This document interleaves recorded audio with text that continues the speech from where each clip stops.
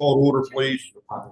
Yeah, I can't do that. Okay, roll call. 5 supervisors are present this evening. Our township manager, our township solicitor, our township assistant to the manager, our financial analyst, our township engineer, our township fire chief, and our township police chief.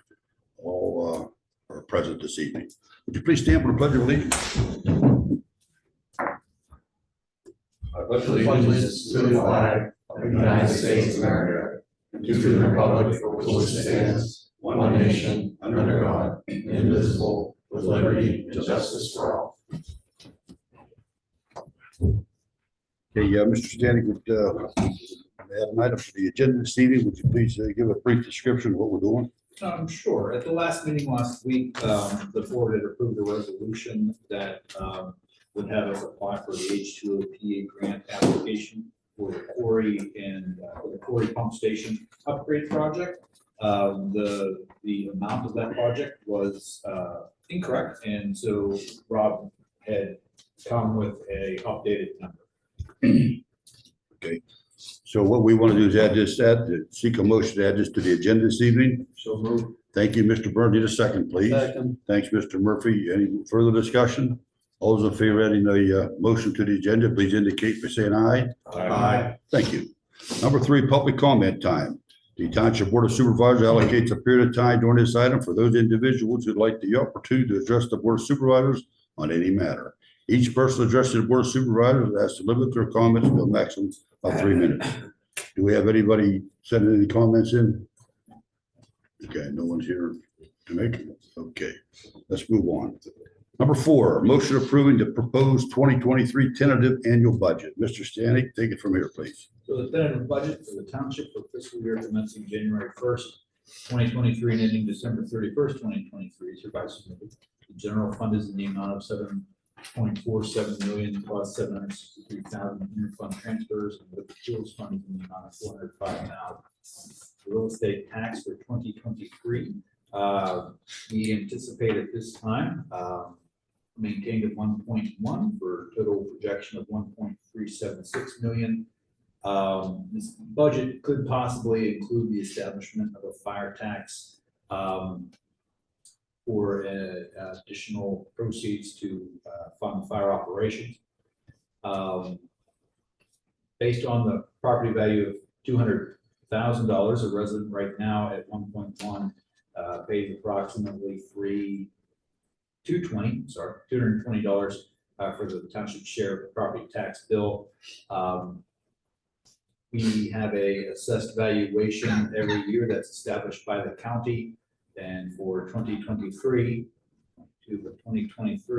the assessed taxable valuation in the township is 1.25 billion, which is an increase of 0.52% over the year 2020. The budgeted general fund expenditures for 2023 is 7.4 million, increase 11.5% for 2022. Change in direct result of personnel services, which include wages, benefits, medical insurance, capital expenditures, $374,000. Continuing with the 24/7 fire EMS service using a 48-hour schedule. It does result in 2,496 hours per year for firefighter, and meeting our minimum municipal obligation for non-uniform fire police pension plans. Personnel changes at this time planned for 2023 include the hiring of 2 additional part-time firefighters and maintaining a roster of 9 full-time firefighters with no new full-time hire planned for 2023. Wage increases are also planned to adjust for union anniversary increases over the prior year, including a tentative 5% increase to police officers. This year, the township established matching 457 plan contributions up to $3,000 for non-uniform personnel. Overall, medical benefits will increase 8% in 2023 due to current inflationary times we advised. The township has a tentative acceptance from the police union to move to a $250, $500 deductible, with the township paying for the deductible in full. Additionally, the township provides employees an opt-out provision should employees have access to other insurance.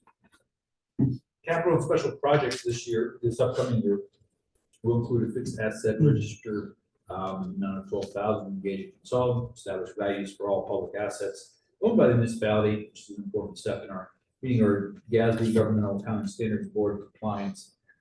stormwater MS4 5-year permit prep and submittal in the amount of $25,000. We have an update to the Township Act 537 plan, which is underway. $25,000 from the sewer fund. Public Works lease to own option to continue for the front end loader, year 3 of 3. The amount of $46,000 lease to own option for 2022 F600, which we anticipate delivery. What? Supposed to be here before Christmas. So the next year will be year 2 payment, in the amount of $40,388. Electricity for cold storage building garage doors in the amount of $10,000, and there is a zero turnover at $15,000.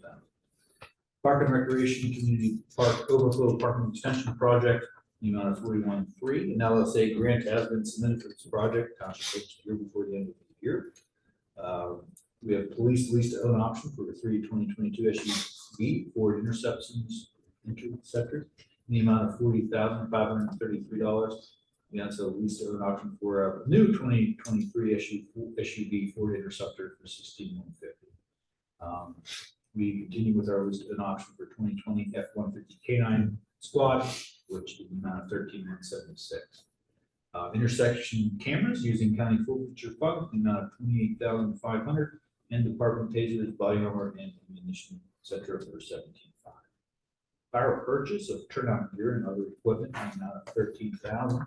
The down payment for a rescue truck, in the amount of $91,190, will be made in 2023.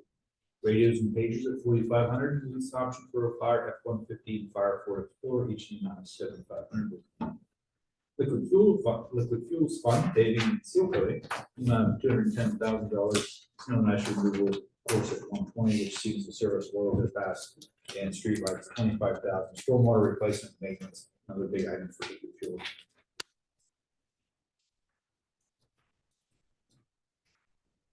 Now, don't you, you want to make the statement that this budget will be at the, on display for so many days and so forth? Yes. So the folks know what's going on. So the final budget is consideration scheduled for December 20th.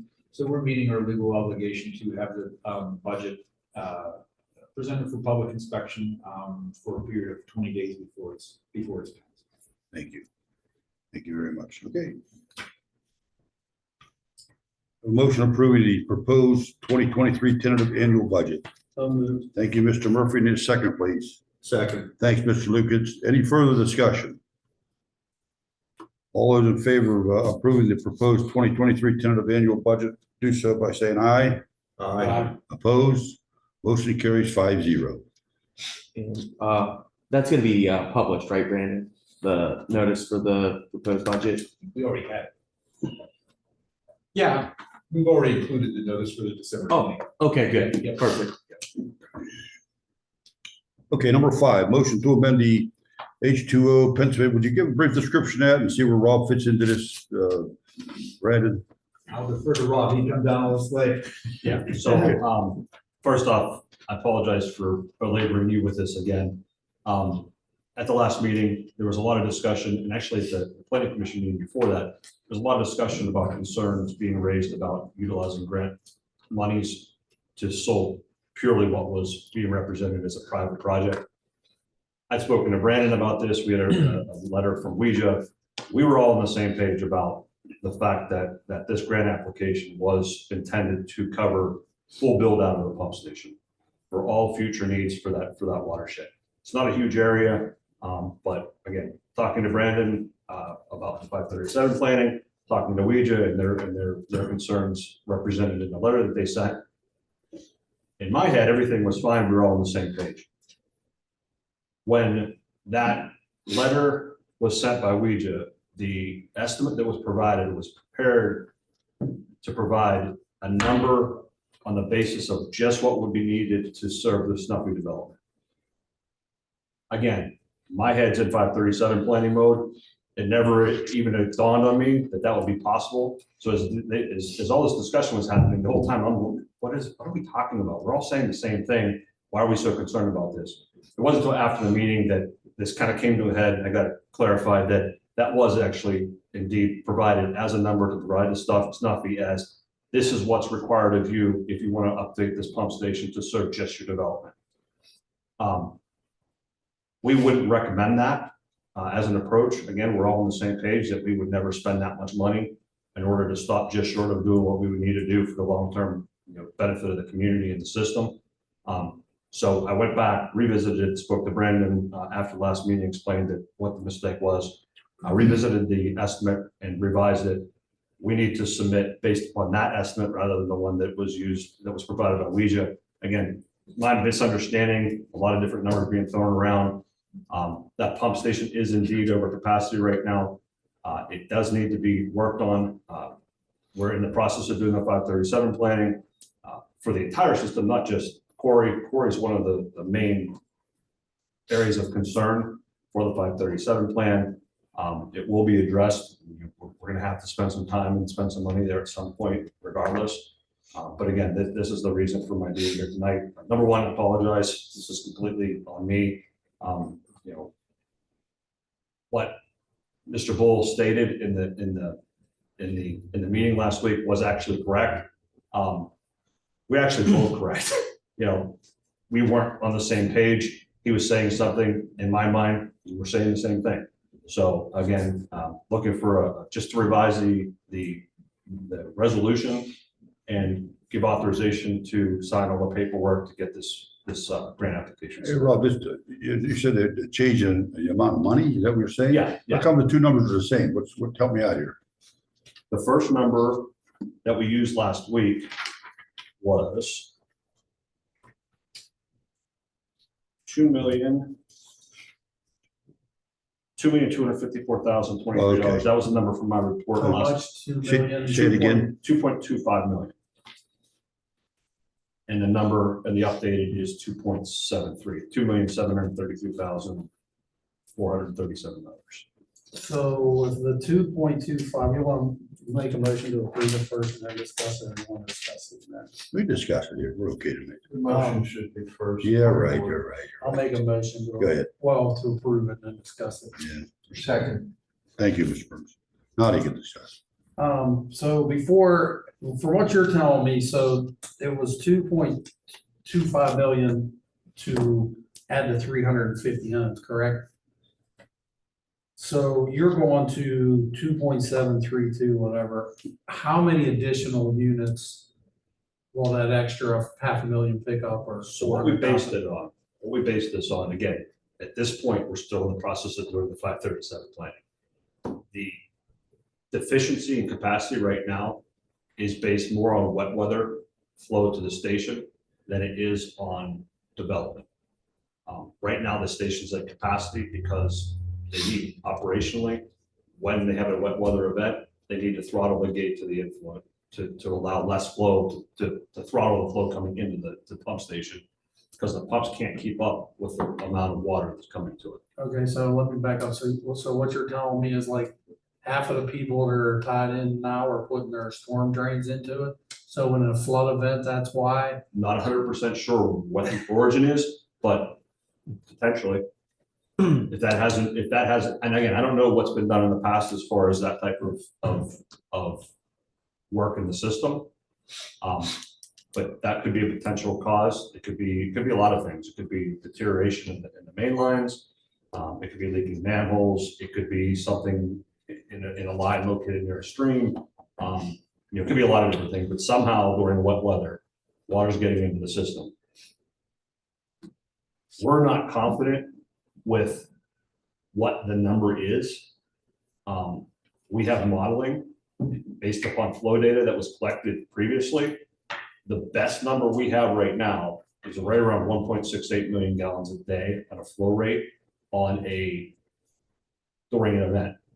A rain event. A rate event. Okay. Yeah, so it was the peak. What'd you say it was, 1.6? 1.68 million gallons a day. That's a flow rate based upon a 2-year, 10-year return frequency. And what's this? 24-hour, 10-year return frequency. What about a dry day? About 85,000. That's right. That's according. So yeah, which is why I don't have a lot of confidence in that number. That's a huge number. Huge gap. But it's the best number we have right now. So it's one of the things that, at the December meeting, or I'm not exactly sure how things get approved as far as approving work like this. I think it would be beneficial to consider doing additional flow monitoring there. And before we move any project with that pump station, we definitely need to get some better information before we move forward, because it means everything. You know, whatever we design that pump station for, as explained to Brandon, I don't want to design a pump station for you and then the first time it rains have to go throttle the gate because we flooded it again. And what we have right now is starting to press the limits of whether or not the force main, the pipe that carries the flow away from the pump station, can even handle that much. So we definitely need to do more, we gather more information before we go through an actual design of that pump station. So what I've given you, what we based our pump station design on, is like almost reverse engineering what the absolute worst case would be for us, like how much we could possibly physically put through that pump station without having to go through a $3 million pump force main. What size force mains are now? 8. 8-inch. Which is sizable, and for that size, it should be fine. I think we decided we could put about 1.5, 1.4, or somewhere between 1.4, 1.5 through that force main, without putting ourselves in a really, really bad spot. But again, I don't have confidence in that 1.68, and everybody, we've talked about this internally, we've kicked this around, and again, we're already starting to look at this for the Act 37 planning. And I mean, it's important to both entities, because that pump station pumps the manifold, which pumps directly to the Regis plant. So, you know, if that number's way off, which we believe it is, may not be, but we believe it is, then that compounds upon itself through 2 additional facilities that we have to at some point improve. Again, this will all kind of get fleshed out. This isn't the only one. I mean, there are wet weather issues at other pump stations too, you know. Like I said, not this past Friday, obviously holiday, but Friday before, we toured all of Weege's facilities that are located within the township. Looked at every single facility, walked through, talked to the operator. We gained a lot of really important insight. Some of the insight was we got some wet weather issues somewhere in some areas. How do you find out where water's coming from? You have to do some field evaluation, some flow metering. It could be simple. If it's rain leaders, you could do an area-wide dye testing program. But again, you're dealing with private property issues. One of the things, again, one of the questions that comes up as we're starting to get into this, again, I'm trying to get my head wrapped around what is the relationship between Ouija and the constituent communities. Ouija owns facilities that are paid for, the facilities are turned over to them. But where is that line drawn? How does this relationship work with a question like this? If it's on private property, I think it has to fall back to the township. If it's in the public utility, if it's in the pipes that are underground and the manholes, I think Ouija owns that. Specifically how that works out though, I don't know. I don't know the answer to the question. But I think this is some of the questions that are going to come up as we go through the Act 537 process. We start identifying where are the deficiencies, what needs to be done long-term to satisfy the regional plan, and then having a discussion with Ouija on how to proceed. Hey, Rob, where's this pump station located? Tell me where it is. You know? Quarry Road, Corey Lake, Roy Lincoln down there? yeah, right before the train trestle. Okay. It's Thank 5 feet out, it's 5 foot setback off the road. yeah, it's real close to it. So going back to so $500,000, you shorted us a half. My question still is like, if you put $500,000 into the pump station, how many more? Is it gonna handle another 350 homes or? Oh, it's gonna, again, we're not even asking them, we're not looking for homes right now because there's plenty of pump station there. If we don't have the wet weather issue, the way things seem to be right now. Okay. There were some questions about exactly what flows by gravity to that pump station, what's in that watershed. That was one of the follow-up questions I had coming away from this, that you're going through the 537, there's a couple areas, whether you guys answer that question, whether we have to go back to Ouija and get some confirmations, a couple of larger apartment facilities and that type of thing, that does that flow this way or does it go that way? So we have to clarify some of that, but if those big pieces are out, you know, if we can somehow solve, and again, we don't have our head fully wrapped around the extent of what the wet weather contribution is. All we know is that there is one, and they have to cut the gate down during these events. Again, at this point, we're assuming everything's stored in the system. We have no reason to believe it's overflowing at this point anywhere. We think it's being stored in the system and then making its way into the station eventually. But again, without the data, it does seem though, it seems like it's more of a wet weather contribution than it is anything else at this point. But again, unfortunately, that's a capacity related problem no matter what. We used the maxed out station because again, I'm looking at this less as less of a capacity. I don't have enough EDUs than capacity during the wet weather. We have to throttle the gate, which by DEP is the definition of under capacity. If that makes sense. Again, with a 20 peaking factor, when you have an 85,000 gallon per day flow, and we're looking at 1.7 million as a peak on a 10-year storm and a 24-hour return, that's at the end of 20 peaking factor for that system. It doesn't even. I've combined systems that 85,000 on a dry day and then. Doesn't even make any sense. That makes absolutely. Exactly. It's coming from somewhere. It's Well, not running through your toilets. and I don't even know that it's, like I said, I don't have a lot of confidence. I don't think that number's repeatable. So again, that's one of the reasons I think we're going to come and talk about doing some additional follow-up flow metering. And we're in the perfect time of year right now to get meters in the system, January, February, March. This is typically the worst time of year for flow rates. This is a great time to get some meters out there and take a look and see what we actually have, gather some data we can rely on and look at it. And yeah, maybe it is one of those things that we can eliminate some of the I&I as well. If it's private property, it could be as simple as some area-wide dot testing. If we identify rain leaders going in, get them out, and then those are low-hanging fruit items. Then if we can get that kind of stuff taken care of, 100% agree with you. We should do that. Does that mean we're going to be able to avoid a pump station upgrade? I wouldn't be comfortable committing to that at this point. There's still work that needs to be done in the pump station. It still is a 30-plus-year-old station, but we could save a lot on the capital side as far as what we actually have to do to get that station up to snuff at this point and to meet that future demand. Again, if you're looking at just contributed flow, and let's just say it's 100,000 gallons a day by EDU count, the snuffy development in the grand scheme of things, I mean, it's a lot, but you've got 500,000 gallon station there. It's rated for 500,000 gallons a day. Even if you're at a 2 peaking factor, you're still going to need it, even with the new development. So it's again more questions than answers right now. But I mean, we were comfortable telling you that, hey, we can base this on a 1.5 or 1.4 MGD station, and even a worst case scenario, once we get some real flow data back, we felt like that was reasonable to say we could meet projected capacity. And again, this is all part of this ongoing 537, looking at this to try to determine which way to best proceed. Thanks. Why doesn't, sorry, Brian, go.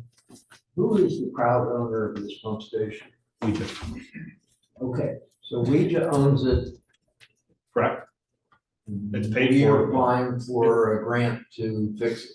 We're We have to applying update. for a grant to update the system and provide the necessary capacity. Now, I get what the grant is for, but, and I'm not trying to be a tight ass here, but why are we applying for a grant for something that Ouija owns? Why wouldn't they be applying for this grant? I believe this is how your agreement with them is structured, that any improvements or expanded capacity is funded by, I guess, what used to be the authority, but is now the township. And then once the cost of the capital improvement is taken care of, once that is satisfied, you turn this over to Ouija and they take over as an operating entity. That's my understanding of how, Brandon, you're shaking your head, so that you understand as well. That's how Ouija operates. So Which is a little bit, Counterintuitive. it becomes a little bit complicated. I mean, it does, which is why some of this is kind of hard. I have a lot of questions about whose responsibility is what, which is why, again, South Strabane is doing, South Strabane and all of the tributary communities are doing individual Act 537 plan updates And then the intent of that 537 update is to then take that to Ouija, provide it to them, and then they're going to do a regional 537 plan incorporating all of the tributary communities and then determining, a defined path forward on what they're going to do. It's an interesting question. We could talk about the politics. Situation. Yeah, we could talk about the politics for a long time. We're in a public forum. I don't know how much I should say or shouldn't say. Situation with, the member municipalities, it appears, has to drive that growth. While we just maintain that we have to provide for additional capacity, the additional lines. The municipalities are the ones responsible. I think honestly, without saying too much, I think it's going to be interesting to see, once we get this to the point where we're calling this a regional plan, a regional 537, I think it's going to be interesting to see what the implications are from a funding perspective. And, that big question of who pays for this, once we define what it is we need to do, then the next question becomes, how do we do it? And it's not just a South Strabane question, it's South Strabane, it's Ouija, it's all the tributary communities that flow into the Ouija system. So I think it'll be really, really interesting on how this shakes out at the end. And I mean, we're at the very, very, very early stages of this discussion. I think it's gonna be really interesting to see how it shakes out, particularly from the funding perspective. I need this clarified one more time. So, No, let me ask the question. in a minute. So we paid for that facility, turned it over to Ouija with the understanding that they would own and operate it. Which It they is have. failing, and so now it's ours again? I mean, am I missing something here? they have owned and operated that station, and it's built capacity since it was built. So when pumps fail, they've replaced them. When motors have failed, they've replaced them. From an operational perspective, operation and maintenance perspective, they've done what they're committed to doing. What we're talking about here is an update and an increase of capacity of the pump station, basically a new facility. Now, I understand that part of it, but it still strikes me that the basic system as it exists right now, no quarry road development, snuffy, blah, blah, blah. As it exists right now, it's failing. On a wet day, It's it functioning. has twice the capacity that it should have. It's functioning to its original design. It's capable of pumping as much as it was originally designed to pump. Who's responsible for the fact that allegedly the flow is twice on a wet day what it is on a dry day? It's actually 20, but. Yeah. What? 20%, not It's double. Yeah, It's like, it's What was the significantly numbers? higher. it was 1,680,085 on a dry day. You're Well, 8 Yeah, it's 85, times it's 2 is 85,000. 85,000 compared to 1,680,000. It's a lot. It's a lot different. You're right. That's an interesting question, and that's what I asked as That's why I'm well. asking. And my question was, what was the intent of the flow meter that was done for this earlier? Because again, at this point, I'm more I'm even thinking, who pays for the flow meter? That was the question I posed today. And they said, the first one was a long range planning. They took whatever data they had, they got a little bit of extra data, they threw it all in the pot. They said, this is what we have. And they did something that was, satisfactory enough to do what they did. Now we're in the 537. Now it's a little bit more focused. Their stance was that, in this case, because we're talking about capacity related concerns related to this pump station and an increase in capacity, which would be a project to improve the station, up the capacity. Their thought was it would fall back to you guys. I don't have an answer because again, I'm trying to wrap my head around how this works too. It might be a conversation we need to have at some point. Who's responsible for the lines and the manholes?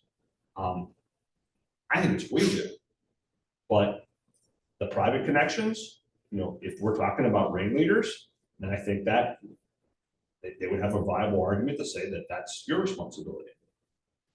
Who would do that? I mean, I vaguely know what you're talking about, somebody taking their downspouts and tying it into a sanitary sewer, which you can't do. Potentially, right, Potentially, sure. but would that be a builder that would do a whole development that way, or is that just some jerk Most people- that decides? Most people know better than to do that. But see, that's my point. You're talking about a ton of water, and yeah, you might have a handful of people in an entire township that one would know how to do it and two be willing to do it. And that's not gonna cause that kind of a change in the flow. No, I mean, But if you're doubling your flow or whatever the hell the math is, it's either a systemic abuse or the numbers are wrong. well, and that's, remember, I did say, I don't trust the numbers. Now, there is some contribution for sure, right? Because they have to throttle that gate when it rains. Like, there's no, it is common practice. They do it routinely. They see rain in the forecast, they go in there, it's close the gate down because they know what's gonna happen if they don't. It's not automated, it's a manual operation, the operators do it consistently. So, there is some level of wet water contribution that is overtaking the capacity of the pump. Because it will overflow, it will flood the wet well, it will damage the equipment that's in the wet well. So they have to do that protected facility. Bracken, let's go back over those numbers real fast. So it's 85,000 on a dry day, correct? It's 85,000 average daily flow, yes. And on a wet, it's 1,600,000. Oh, shit. The best- That's like like, the best yeah, is 20. 85, That's another zero. that's 100%. We're talking, Sorry, I thought we're it was talking like 85 and 160. two, Oh, no. 2,000%. And again, Yeah, no, that's, I got it. again, that's the, Which is even more ridiculous. It's just than even it was a more. minute ago. The numbers. I hope. No, that line runs up Quarry Road. You doing the math on that? That line runs up Quarry Road in the creek basin. The manholes are actually exposed on the side. And when the creek fills up, they could flow into their And manhole. you could get that much water. potential. Again, we don't, You can without see the having manholes, any and you can confidence. see the erosion around the manholes. Right. And you can see them from the road. And that might be a big part of the contributing Now, I problem. could see you getting 1 million gallons when that water gets up to where that manholes needs fixed. Does it get that high? Oh, yeah. When it comes down there, it covers the manholes up. They're underwater until it recedes. So, yeah, I mean, maybe there's something there. Now, is That wouldn't every- be ours, would it? Our If we responsibility. identify that that's what the problem is, no. The question is, we have to identify it, right? We have to do something to identify what the problem is. That big of an increase, it has to be fed by the creek. I can't see Again, downspouts. there's an increase. That's not an increase. Is it 1.6, 1.7? It's not a large sewer. I mean, it doesn't serve a lot of homes. No. So if we get this grant, is that one of the, are you gonna do that regardless of whether we get this grant, or I is think this? we need to do more regardless of what That's happens. what I'm thinking. Well, before we do the pump, before we do anything, before we even put a pen to paper on the pump station, we need to get our head wrapped around, what are the flows? And if the flows are really that high, they're high. We also need to spend some time in the watershed and say, all right, what's reasonable here? What can we get, what can we address? It's the whole 90-10 rule. Like, that first part of this is the easy part to get rid of. The first big chunk of that I&I, we can usually get rid of fairly easily because it's low hanging fruit stuff. It's when you start chasing the rest of it, that it starts becoming really, really expensive and you don't get a lot of bang for your buck. If that number is even $1 million, it's still a 10-fold increase. There is low hanging fruit in that system that we can identify and get rid of because it's supposed to be a separate source system. There's always going to be some level of private side or infiltration that's going to be really hard to identify and get rid of, or a really difficult location to get rid of. But that's not what we're talking about. We're talking about this big inflow during these wet weather events that's inundating the station. If we can get rid of half of it, whatever the number is, we're still going to be way ahead of the game when we go to build this thing. And we're going to we're going to save a ton of money on the capital side. We don't have to build bigger pumps. We don't have to build as large of a wet well. There's a lot of things that will be saved if we can identify and remove that big portion of that inflow. Rob, and I know Ouija has given our sewer bills recently. Ouija is pursuing an all-out I&I program. Is any of their planned effort devoted to the pump stations in their member community? I don't know the answer to that question. I don't know the answer to that question. I think I do, but I don't officially know the answer to that question. I don't believe so. I don't believe it's their venture. Their focus right now is the city. I think it is. Okay. You said this line eventually ends up on the manifold. It does. Now, from that pump station to the manifold portion, what about that line? There's more. It's There's gonna more. need upgraded. That's another one of the. Remember I said I visited several pump stations and there are multiple problems. That's another one we have to look at. We'll have a clearer picture with the fact 537. It'll certainly help. Yes. That will be the. Well, and remember, that 537 plan is, by definition, the sewage facilities planning. So we're gonna look at ultimately, and there's gonna be some decisions we're gonna have to make. You know, there are some areas of the township that aren't sewered right now. And there's gonna be some money associated with getting sewered to these areas. So we're gonna have to answer some questions. Do we think reasonably that somebody's gonna come in and try to do something in this area, particularly the eastern part of the township? Do we think it's reasonable to assume it could be there in 20 years? Usually the window we're looking at for sewage facilities. And if so, you know, where's the funding come from? How do we get to that point to make that happen? Again, putting sewer in the ground these days is expensive. And if you don't have, you know, concentration of development, it's really hard to justify the cost. It's really expensive to run sewer lines a long way to get somewhere just to serve a community. It's expensive. So we're gonna have to look at that really close and decide, you know, collectively, what do we think is really truly gonna happen?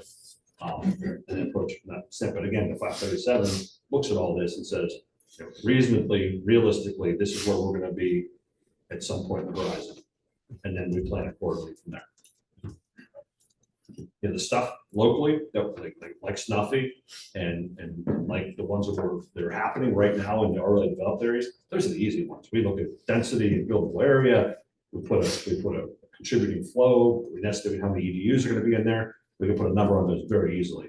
It's the ones beyond that where we have to start looking at, all right, geez, we have to get this much, this so much it's going to cost, multiple pump stations pumping to one another to get to where we need to go, particularly on the eastern side of the township. I mean, it's an interesting problem. It's an interesting study, but there may not be it may not be real realistic at the end of the day when you look at it. We'll see. One more quick question. How many EDUs does that pump station handle now, you know? Again, depending on whether or not there is a couple of big chunks in there, I want to say it was 200 to maybe 400. Talking round numbers.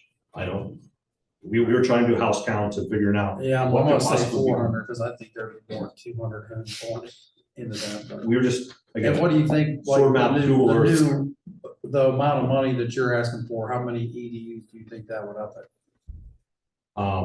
We gonna go to 1,000 or? oh no, we're talking about, I think we were projecting another 500. Not much more. Again, this is more of what a consideration than anything at this point. I'm just looking at it from the other side of. So you're going 350 and you're only increasing another 150 out of the 350 if they build that house. That's really kind of going for one development in my eyes. Well, it's doing it so that any development can happen. I get it, but if you, It's also doing it because it's broken. well, you gotta do it, I get it. I'm not arguing that point. Snuffy, but. It needs fixed whether Nothing something did or comes or didn't not, happen. I agree That's with my that, point. but if you're gonna put the money into it, I think you need to. Yeah, but I don't think it's fair to label it as. I think it's gonna be an interesting question is to, if we don't get funding, then what? I think that's gonna be a tough one. It's gonna be a Hope it tough, doesn't rain. it's gonna be a tough fight. Get a lot of umbrellas on. If we don't end up getting grant funding, which, you know, is never guaranteed, I think it's gonna be interesting. Is that compromises this development might be. I think what we have seen in the last couple of years is not being come through. We've seen, a 50-unit conservation subdivision. I can't think of the property. McGinnis. McGinnis property, which is like the last, on Lakeview, is pretty much the last, large vacant parcel. It's all slow. Those are the two larger parcels. There are a lot of large parcels in the sewer shed, but those are the two that we have seen. And I would think that if that sewer pump station gets an upgrade, they're covered. I would agree with you. And I think our projection was that particular area was gonna assume build out of every buildable lot we could think. There are some large parcels. We've talked about this before, and that's one of the things that we're talking about. Okay, that pump needs upgraded, manifold is gonna need upgraded, Laboratory's gonna need updated. laboratory. And I don't know how you said we have to do this study first, but I think it's time to increase that tap fee by quite a lot. We're the one that's gotta start maintaining, and all these are gonna come in the next 10 years or 20 years. Somehow this township's gonna, it'll bankrupt it. Are we doing a tap-in fee study with? I thought we would already started that. Not with the Act 537. So how do we increase that? Because I think that has to be increased. Just do a study. We could do a study. I thought we I believe in order I to. thought we were planning to do it. Me with too. I lumped them together, and that's maybe my fault. We could. That's what I remember too. Yeah, it happened before I was here, so let me look into it. Yeah. Oh, then definitely, yeah. I may have Next just- two steps. I may have just lumped them together. I'll look at it. That's totally.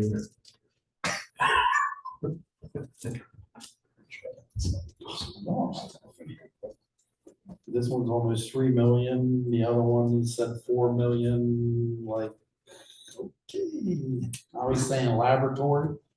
Where's the laboratory at? It is at the bottom of the Cock Hill, I guess. where we have a pipe failure. Okay, now right, right, I know where it's I know at. where it is now, On, what's the road, Van Station? train station. That's the beauty of the Act 537, but that will give us the way to move forward. And this is Act 5, Brandon specifically asked us to look at the pumping facilities. Again, typically we're looking at, in a 537, we're typically looking at what is the projected flows from the areas and what's the most likely path for development in the next, again, over some horizon. Brandon specifically said, look, I really want to know what condition are current pumping facilities in that are located in the township? And what are we looking at in that same horizon? Are we looking at replacing some stations? What needs to be done? And there are three right off the bat that 100% you're going to need something done to them in the next 3 years. It's all weather capacity related. And all three of those, again, quarry, laboratory, manifold. All three of those are going to need some sort of work. The one we hit up in Pancake, that's a gravity flow 8-inch terracline. I guarantee you that that was put in. Oh, I'm sure. And then on the bank, there's another 6-inch high pressure. So there's actually 2 lines going into that one pump station. My question is, I don't understand how this is like all coming, why hasn't we certainly, they knew of this problem, why is this just all right now, you're gonna have to upgrade this, and this, and I thought, that's why you need a better relationship with them. They should have been telling us this 10 years ago, then they could have got a lot more of a tap-in fee, Ahead of time. yeah. But I don't know the conversation. Yeah, I know, none of us do. And then sanitary authority that was right. I don't know if they talked routinely. Again, I'm not sure. What's all this extra water doing to the new line on manifold? What is it? All this millions of gallons a day, every time it rains, onto the new line that we just put in on manifold. On the force main, that's why you did what you did. You upsized that force main to max. So if these water issues would have been taken care of, We might have not had that upgrade yet. I mean, there's a lot. That's a lot of water in one day just because it rained. It's a, yeah, And that was a big bill on Manifold. I mean, to say that you wouldn't have had to do anything, I mean, this is You only understand one what I'm area, it's saying? only one pump station, it's a big Oh, I tributary. understand. Manifold's huge, it's a huge pump station. It sees a ton of flow. So, I mean, it's definitely not just quarry that's causing an issue at Manifold, this is a much larger problem. You know, you upsize the Manifold force main to maximize what you could do with the pumps at Manifold, the existing pumps. And they did it step at a time. I think it started with the interchange, having to reroute the interchange, and I think it kind of continues beyond that. And at this point, you've got I think a 14-inch force main that starts at the pump station, goes pretty much home run shot all the way to the plant. And you know, the pumps are doing as much as they will ever be able to do through that force main. Hey, Rob, since you've been on board, have you met with Ouija? How many times? Well, I met with Ouija. I attended one of the board meetings. So 10 to 1 board. And I met with a manager just to kind of big picture overview, 537 future plans type of, you know, where are we at type of thing. So you have identified at the quarry pump station that it's on a wet day. How about like Manifold or Laboratory? Is there I numbers haven't on looked at that? those numbers. Like how much more are they on a rain day versus a dry day? No idea. I haven't personally gotten into that yet. All right. I mean, we're, you know, kind of focusing on Corey at this point, trying to get where we are right now. I'm done. I thought it all flowed downhill, but I learned tonight. You guys will pump it up. Sometimes it goes back up. Sometimes Sometimes it goes up multiple times. gravity. Yeah, Look it up. yeah. So again, guys, you know, this is an ongoing thing, 537. Have you applied for the grant? No, this is why we're doing what we're doing. You're discussing now what they're gonna move forward. The 537, when South Strabane finishes the 537 plant, that is an outstanding opportunity to start these conversations, that your questions you're asking, that which would probably be directed to Ouija. It's a perfect opportunity to start those conversations and develop this relationship, because it's, I told Brandon earlier, you know, and I said it to you guys, when I talk to them about the intent for what we're doing in South Strabane, and I talk to you guys about what the intent of what we're doing for South Strabane, you guys are on the same page. Like, there's no difference here. I mean, we're all saying the same thing. We're coming at it from different angles, but ultimately, we all want to do what's best for the system, the overall system, and that includes South Strabane. So, you know, I'm optimistic once we get through this. I mean, it's going to be difficult. We're going to have to sort out, you know, particularly the biggest question you guys are asking is how do we pay for this, right? That's the biggest question. So there's going to have to be some negotiating, and have to be some back and forth. But again, optimistically, I think once we get to that point and start these conversations, I hope we can mend the relationship. Have you started on the 530, whatever Yeah. day plan? What's the time frame to? The intent is to have a draft to you by the end of the year. Okay, that'd be great. Yeah, we're well into it. It's not going to be done, but we're going to be well into it and hopefully have a draft to you. I mean, again, I don't know how we want to handle the review of the draft. I didn't know if we would route that through Yeah, I was, Jim and Brandon before we get it to you guys. I or- think I was talking to Mark and Bob about possibly, do we want to send it to planning commission? And get their feel on it, since they are the planning commission, the gatekeeper of the comp plan. I mean, we could take that first pass and we could have a workshop meeting if you want. and involve- I like the, Involve I everybody. like the workshop too. Workshop with planning and the supervisor. Yeah. And we could do a preliminary presentation, pass out a draft, everybody can take a look Good. at it. And then we can, Hey, Rob, do it as complete as possible, thorough as possible. Let's reach all, oh yeah, no, that's our intent. I mean, the gentleman working on it is phenomenal. I mean, Eddie's a sharp kid, Okay. and he's working hard on it, so. They gotta find that water source. That's ridiculous.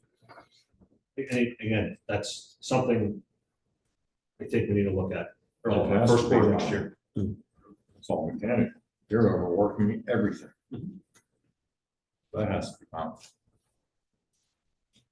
Great. I mean, there's a couple different ways we can talk about how to handle that too, and how to approach it if we want to, so. There's a couple different ways to do a flow study depending on what our goals So I are. think we need to start talking about that. That's unbelievable. The Yeah. amount of water compared to a normal And day. what that's going to the system every time it rains, Since we get rain every 3 days, that's pretty often. Where's it going?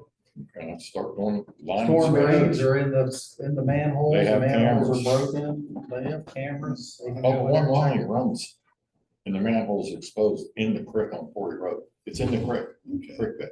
okay. So every time it rains hard, if there's one little crack or hole in that side that you can't see because of the erosion, it's just, oh, Gosh, Yeah, I'm just wondering why it hasn't been looked at sooner. Yeah. We judge, because if that's they've been going down there and trawling that. That's not new this year. Because I see them down there every time it rains for as long as I've been here. This isn't new. There's a sign next to the gate. It's right inside the door. It says it's 12 or 22. It's 12 turns dry weather, 22 turns wet weather. No, this is not 12 turns dry, 22 turns rain. So you think they want to take care of that because it's overworking their whole system. Bigger cameras. All They've the been doing cameras. this, they've been doing this, Okay. you know, again, I was talking to an operator, I don't know what they've been doing this long before the current management. Hey, Rob, thank you very much. You've given us a lot of good information. We gave you some direction on which way to go and everything. So thank you very much. And we're going to vote on this right now, okay? So, we have a first and a second, all those in favor of the motion, please indicate by saying aye. Opposed, motion carries 5-0. Need a motion to adjourn, please. Motion to adjourn. Thank you. Second, Mr. Lucas, all in favor, aye, okay. Thanks, Robert.